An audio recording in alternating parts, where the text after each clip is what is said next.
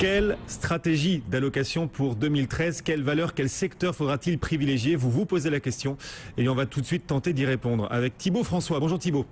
Bonjour Guillaume. Cofondateur associé de Fastea Capital. Première question simple, faudra-t-il jouer en 2013 les valeurs oubliées de 2012, celles qui ont pris le plus de retard cette année?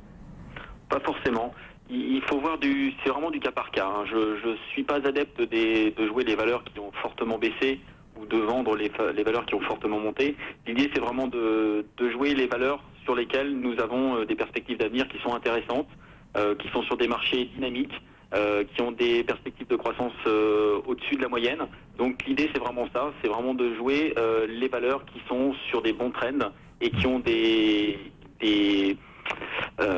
produits qui sont performants et innovants. Alors vous pensez à quelle valeur en particulier? Bah écoutez, les valeurs qu'on aime bien, nous, c'est des valeurs sur lesquelles on pense qu'il va y avoir un redressement dans les prochains mois. Oui. On pense notamment à Vivendi.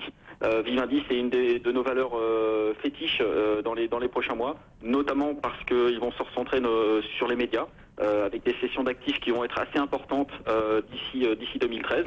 Donc ça fait partie des choses que l'on aime bien. On aime bien aussi le groupe Pierre et Vacances. Pierre et Vacances, c'est un groupe qui a été délaissé depuis quelques années en bourse, qui a eu des problèmes opérationnels, qui est en train de changer de stratégie avec l'arrivée d'un nouveau directeur général. On pense que ça va porter ses fruits sur 2013 et sur les années futures. D'accord, donc Vivendi, Pierre et Vacances, vos deux chouchous pour 2013. Est-ce qu'il faudra jouer aussi la thématique des fusions-acquisitions? Est-ce que vous attendez une accélération des restructurations? Oui, clairement, le thème OPA, restructuration, c'est quelque chose qu'il faut jouer sur 2013. Il y a eu énormément d'émissions obligataires en 2012. C'est une année record.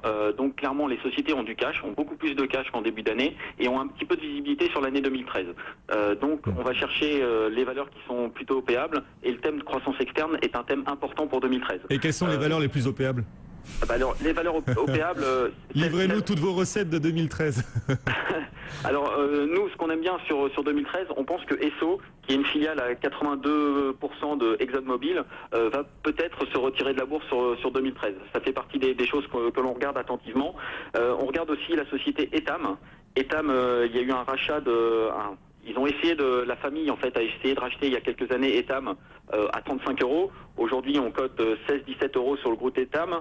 Ça va beaucoup mieux en Chine, ça va beaucoup mieux en France. On pense que la famille va essayer de refaire une offre sur le groupe Etam en 2013. Ouais. Les valeurs aussi qu'on aime bien, c'est Forestia. Forestia dans le groupe un petit peu Peugeot qui est délaissé depuis quelques mois. Un changement de contrôle est possible. Peugeot a des difficultés financières. Forestia pourrait être une société qui pourrait avoir une offre dans les prochains mois. Voilà, Forestia, Etam, Esso, trois proies possibles donc en tout cas trois potentiels importants pour 2013. Trois conseils donc que vous livrez à nos téléspectateurs. Les dividendes, c'est un thème à jouer aussi en 2013 ou ça devient un peu ringard? Bah, c'est pas que c'est ringard, il faut regarder qui offre un dividende, mais surtout de façon pérenne. On a vu que certaines valeurs télécom offraient des rendements assez élevés. Par contre, elles ont pas mal coupé les dividendes sur l'année 2012. On pense par exemple à Portugal Télécom ou Telefonica. Donc, il faut regarder les sociétés qui ont des dividendes qui sont assez forts, mais qui sont surtout pérennes. On aime bien les sociétés qui ont des gros rendements comme Neopost.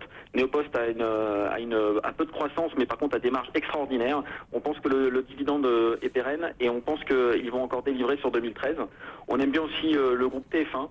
TF1 qui a aussi assez peu de croissance, mais ils viennent de signer un accord avec Discovery et le versement d'un dividende exceptionnel est tout à fait possible sur 2013. Eh bien voilà, quelques espoirs pour 2013 donc et une stratégie d'allocation bien précise et bien claire pour nos téléspectateurs. Merci beaucoup Thibaut. Thibaut François, cofondateur associé de Fastea Capital. Actuellement, le CAC recule et marque donc une